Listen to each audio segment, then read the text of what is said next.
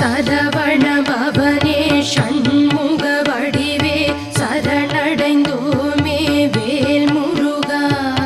கரங்கள் குவித்து உன்னடி பணிய காத்திடுவாயே வேல் முருகா. நிரந்தரமான உனதருள் வேண்டி நினைப்போம் உன்னை வேல் முருகா. பரமன் மகனே பன்னிரு கரனே பணிந்தோம்